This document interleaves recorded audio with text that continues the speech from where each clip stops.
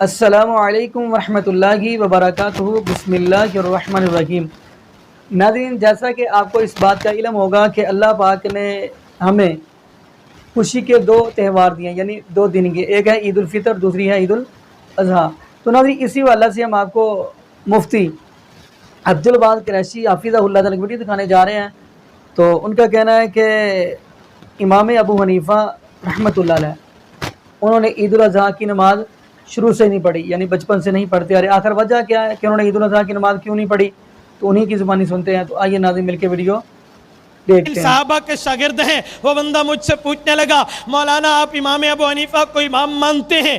امام ابو حنیفہ نے تو بقرہ عید کی نماز پوری زندگی نہیں پڑھی۔ جب نہیں پڑھی تو آپ اسے امام کیوں مانتے ہیں؟ سال میں ایک بار بقرہ عید آتی ہے، انہوں نے تو نہیں پڑھی، اور میں مانتا ہوں نہیں پڑھی۔ میں آپ کی مسجد میں بیٹھ کے کہتا ہوں امام صاحب نے نہیں پڑھی بلوغت کے بعد بقرہ عید کی نماز۔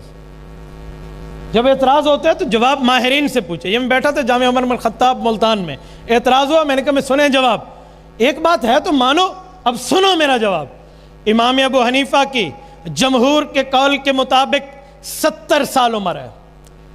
مسند الامام اعظم اٹھائیے، امام حسکفی رحمۃ اللہ علیہ کی روایت سے امام قاضی ابو یوسف کی روایت موجود ہے، حججت مع ابی سنۃ 16۔ امام صاحب فرماتے ہیں میرے والد ثابت، نعمان بن ثابت ہے نا، ثابت بن زوتی میرے والد، جن کو علی المرتضیٰ نے اپنے ہاتھوں سے اٹھایا تھا، امام ابو حنیفہ کے والد کے منہ میں گھٹی دی تھی، اس ثابت اپنے والد کے ساتھ میں نے، امام ابو حنیفہ کہتے ہیں 16ویں سال کی عمر میں پہلا حج کیا ہے۔ آپ اٹھائیے حضرت شیخ سرفراز خان صفدر رحمۃ اللہ علیہ کتاب مقام ابی حنیفہ، اس میں باحوالہ یہ بات پروف کر دی گئی ہے کہ امام صاحب نے 55 حج کیے ہیں۔ کتنے حج کیے ہیں؟ 55۔ 15 اور 55 کتنے ہوئے؟ بولیے 70۔ 55 حج ہیں، اور یاد رکھو حاجی بقرہ عید کی نماز نہیں پڑھتا، نہیں پڑھتا۔ بلوغت کے بعد امام صاحب حج پہ حج، حج پہ حج، حج پہ حج کیا ہے۔ حاجی پڑھتا ہے؟ کوئی ایک بندہ اٹھ جائے جو کہے میں حج پہ تھا اور میں نے بقرہ عید کی نماز پڑھی ہے، میں تیرے ہاتھ چوموں گا۔ حاجی نہیں پڑھتا۔ میں نے کہا لوگوں، حسد کی آنکھ میں حسد آپ نے اپنی آنکھ میں اتارا ہے، حسد اپنی کانوں میں اتارا ہے، حسد اپنے دل پہ اتارا ہے۔ امام ابو حنیفہ کی عقیدت آپ کو نہیں ملی، بصیرت آپ نے کھو دی ہے۔ شیخ التفسیر مولانا احمد اللہ فرماتے ہیں جو بندہ کسی اللہ والے کی عقیدت نہیں رکھتا، اللہ اس سے بصیرت کھینچ لیتے ہیں۔ حدیث نبویہ ہے، اللہ کے رسول فرماتے ہیں میرے اللہ نے فرمایا من عادى لي وليا فقد آذنته بالحرب، فرمایا جو میرا ولی ہوگا اگر اس سے دشمنی رکھو گے، اللہ فرماتے ہیں میں اس بندے کے ساتھ دشمنی کا اعلان کرتا ہوں، میں اللہ کے ولی کے دشمن کے ساتھ جنگ کا اعلان کرتا ہوں۔ جب جنگ ہوتی ہے دو فریقوں میں، ہر فریق چاہتا ہے میں دوسرے فریق کی اعلیٰ چیز کو نقصان پہنچاؤں، اعلیٰ چیز پر وار کروں۔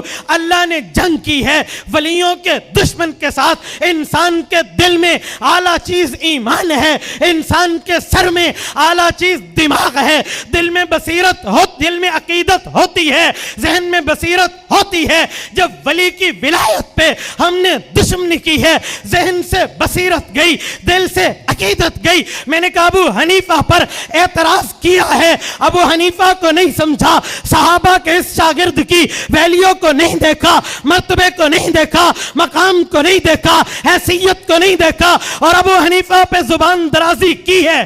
تیرے سر سے بصیرت اللہ نے لے لی، تیرے دل سے عقیدت اللہ نے لے لی۔ نہ جس کے پاس عقیدت ہو، نہ جس کے پاس بصیرت ہو، وہ بے وقوف ہوتا ہے۔ اس بے وقوفی پہ سمجھ نہیں آتا۔ ہاں وقیع بن الجراح یہ سیاستہ کے اصحاب کے استاد ہیں، امام شافعی کے استاد ہیں۔ دیوان شافعی میں امام محمد بن ادریس الشافعی المتوفى 204 ہجری فرماتے ہیں شکوت الی وقی سوء حفظی فاوصانی الی ترک المعاصی فإن العلم نور من الہی ونور اللہ لا یعطى لعاصی۔ کہا میں نے اپنے استاد وقیع بن الجراح अल्लाह से पूछा। ये इमाम शाफी कहते हैं वकील इब्न जर्राह कौन है, शेर अलामुन नबला उठाइए, शमसुद्दीन ज़ाहबी लिखते हैं काना युफ्ती बिकौली अबी हनीफा, इमाम अबू हनीफा का शागिर्द था, इमाम अबू हनीफा का मुकल्लद था, इमाम शाफी का उस्ताद था। कहते मैंने उनसे पूछा ज़हन कमजोर हो जाता है, ज़हानत याद नहीं रहती, ज़हानत खत्म हो जाए, ये क्यों होती है? वो कहने लगे बेटा याद रखो इसकी वजह ये है इल्म अल्लाह का नूर है, गुनाहों को छोड़ दो, गुनाहगार को अल्लाह का इल्म नहीं मिलता।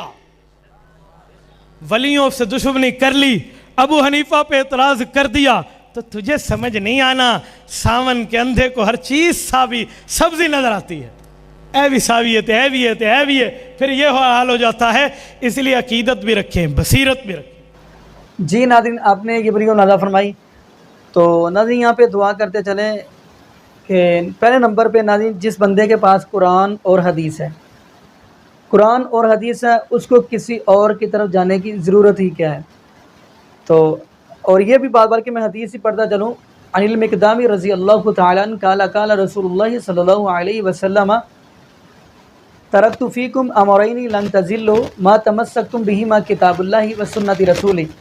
नबी पाक सल्लल्लाहु अलैहि वसल्लम के सहाबी फरमाते हैं, मिकदाम फरमाते हैं कि नबी पाक सल्लल्लाहु अलैहि वसल्लम फरमाया कि मैं तुम्हारे दरमियान दो चीज़ें छोड़ के जा रहा हूँ, तरक्तु फ़ीकुम अमरैन, दो चीज़ें छोड़े जा रहा हूँ, लन तज़िल्लु मा तमस्सक्तुम बिहिमा किताबुल्लाह, यानी कि आप जब तक उनको मजबूती से थामे रखोगे आप गुमराह नहीं हो सकते। नंबर एक किताबुल्लाह, नंबर दो सुन्नत रसूल।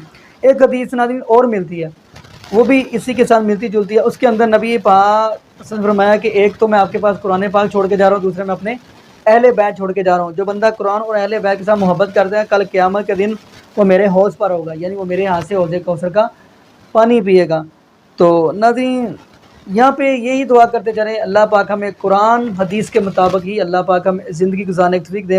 और नाज़रीन जैसे अल्लाह पाक ने फरमाया लक़द कान लकुम फ़ी रसूलिल्लाहि उस्वतुन हसना, कि नबी पाक सल्लल्लाहु अलैहि वसल्लम की ज़िंदगी हमारे लिए बेहतरीन नमूना है। ऐसे अल्लाह पाक सूरह मुमतहना के अंदर कह रहे हैं 28 पारे के अंदर, कद कानत लकुम उस्वतुन हसना फ़ी इब्राहीम, यानी नबी इब्राहीम अलैहिस्सलाम की ज़िंदगी भी हमारे लिए बेहतरीन नमूना है। तो नाज़रीन दुआ करें अल्लाह पाक हमें 5 वक्त का पक्का और सच्चा नमाज़ी बना दे, और जो भी इस दुनिया के अंदर दुखी परेशान है अल्लाह पाक उनके दुखों परेशानियों से महफूज फरमाए। और यह भी दुआ करते चले अल्लाह पाक हमें कुरान पाक की कसरत के साथ तिलावत करने की तौफीक दे, और जितने भी इस दुनिया के अंदर बे औलाद जोड़े अल्लाह पाक सबको नेक नरीना सेहत तंदुरुस्ती वाली ईमान वाली लंबी ज़िंदगी वाली औलाद अता फरमा दे। जज़ाकुमुल्लाहु खैरा। अस्सलामु अलैकुम व रहमतुल्लाहि व बरकातुहू।